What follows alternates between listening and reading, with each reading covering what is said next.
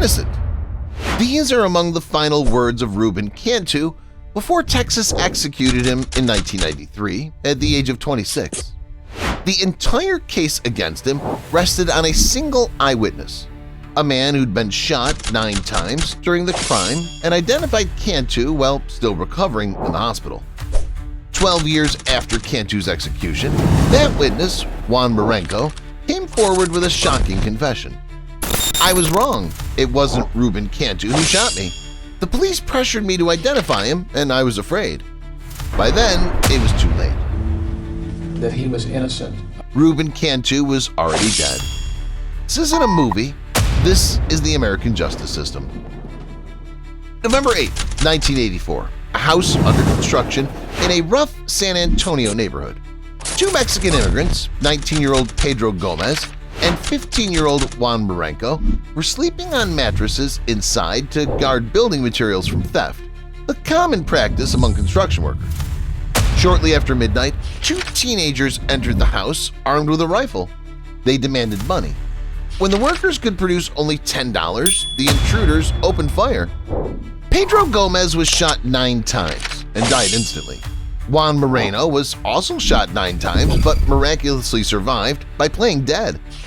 At the hospital, barely conscious and in critical condition, Moreno was questioned by police. He could not identify the shooters. For months, the case went cold. No suspects, no leads, no arrests. Then, in an unrelated incident, a San Antonio police officer was shot and killed. During that investigation, 17-year-old Ruben Cantu became a person of interest, though he was never charged with the officer's death. Suddenly, the cold case of Pedro Gomez's murder was reopened.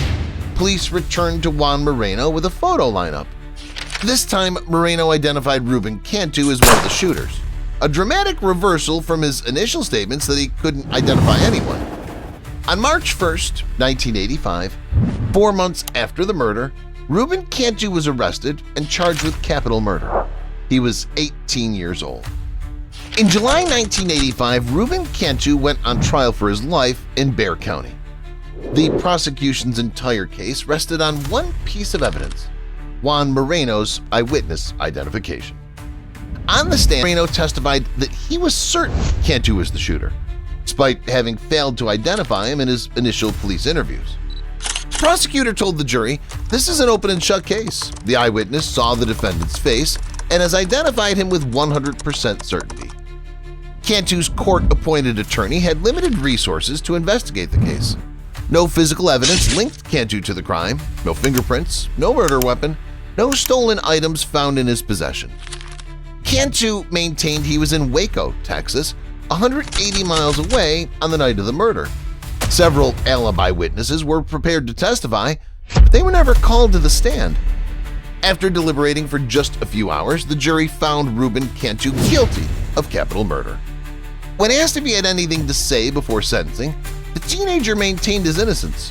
"I didn't do this. You've got the wrong guy." The judge sentenced him to death by lethal injection. As he was led from the courtroom, Cantu turned to his family and said, "Don't worry, the truth will come out someday." For 8 years, Ruben Cantu sat on death row, filing appeals and maintaining his innocence. Each appeal was denied. The courts ruled that Moreno's eyewitness testimony was sufficient evidence to uphold the conviction. From prison, Cantu wrote, "I am innocent. I wasn't even in San Antonio that night. How can they execute me based on one person's word?"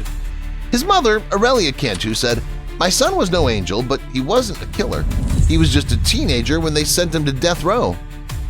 Cantu had a troubled past, arrests for fighting and carrying a weapon as a juvenile, but he had no history of violent crime before being charged with murder.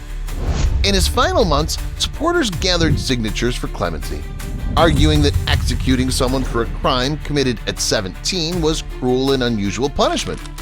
The Texas Board of Pardons and Paroles unanimously denied clemency. Governor Ann Richards declined to intervene.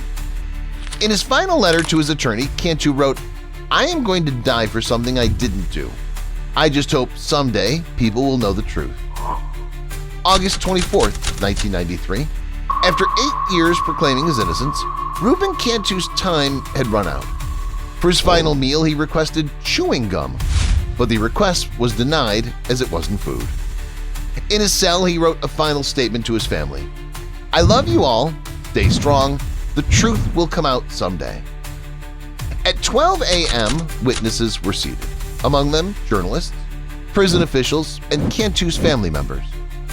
At 12:16 a.m., Ruben Cantu was led into the execution chamber. 26, he was one of the youngest inmates Texas had executed since reinstating the death penalty. When asked if he had any final words, Cantu simply said, "No, sir." At 12:23 a.m., the lethal injection began. At 12:29 a.m., Ruben Cantu was pronounced dead.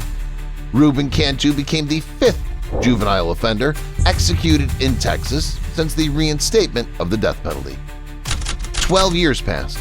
Then, in 2005, the Houston Chronicle published a bombshell investigation. Reporter Lise Olson had tracked down Juan Moreno, now middle-aged and still living in San Antonio. What he told her shocked the nation. Moreno said, "I was wrong. Ruben Cantu wasn't the shooter. I said it was him because I was afraid of the police." Moreno explained that after initially failing to identify Cantu, police returned repeatedly, showing him Cantu's photo and pressuring him to make an identification. "The police were really insistent. They showed me the same picture over and over. They told me this is the guy. I was 15 years old, in the country illegally and afraid of being deported. Gave them what they wanted." Even more shocking, David Garza, the second suspect in the case who had received a 20-year sentence for robbery, also came forward. He confirmed that Cantu wasn't involved in the crime. Garza said, "Ruben Cantu had nothing to do with the robbery or murder. He wasn't there. The police and DA just wanted to pin it on him." The officer who led the investigation, Sam Ballard, had a history with Cantu. Months before the murder, Cantu had been a suspect in the shooting of an off-duty police officer, though he was never charged.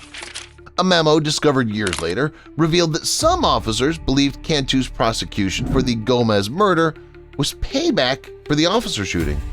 Perhaps most remarkably, the district attorney who prosecuted Cantu, Sam Millsap, came forward to express his own doubts.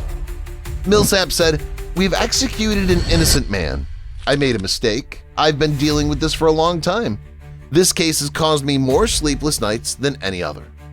Millsap, once a strong supporter of capital punishment, became an outspoken opponent of the death penalty after the Cantu case. "If I had known then what I know now, that the eyewitness testimony was obtained through police coercion, I never would have sought the death penalty. This case demonstrates why the death penalty should be abolished." Since Cantu's execution, Texas has put to death over 400 more people. How many were convicted based on similarly flawed evidence? In 2005, 2 years after Cantu's case made headlines, the Supreme Court ruled in Roper v. Simmons that executing offenders who were under 18 at the time of their crimes was unconstitutional. Had this ruling come 12 years earlier, Ruben Cantu would not have been eligible for the death penalty. Following the recantations, the Bexar County District Attorney's Office opened a new investigation into the case. Investigators re-interviewed witnesses, examined police records, and looked for any physical evidence that might still exist. In 2007, District Attorney Susan Reed announced her conclusion. Despite the recantations, she believed Cantu was guilty. Reed claimed that Moreno's recantation wasn't credible and suggested he might have been pressured by anti-death penalty advocates. Moreno responded, "No one pressured me to recant. I've lived with this guilt for years. I just wanted to tell the truth before I die." An independent review panel later criticized Reed's investigation as biased and incomplete, noting that she had worked in the DA's office during Cantu's original prosecution. Since the controversy over Cantu's case, Texas has executed dozens more people. The state has never officially acknowledged the possibility that Cantu is innocent. Ruben Cantu was 17 when the crime occurred, 18 when he was sentenced to death, and 26 when Texas executed him. The only evidence against him was the testimony of a single eyewitness, testimony that has now been recanted. Juan Moreno still lives with the knowledge that his testimony sent a potentially innocent man to his death. "I can't bring him back," he says. "All I can do is tell the truth now."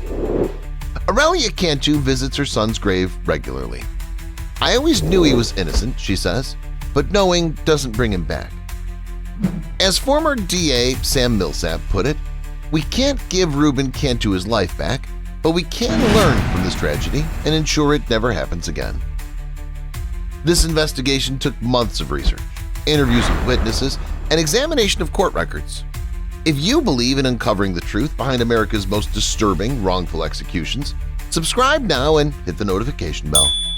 Next week, we examine the shocking case of Larry Griffin, executed for a drive-by shooting despite serious doubts about his guilt and later investigations suggesting he may have been innocent all along.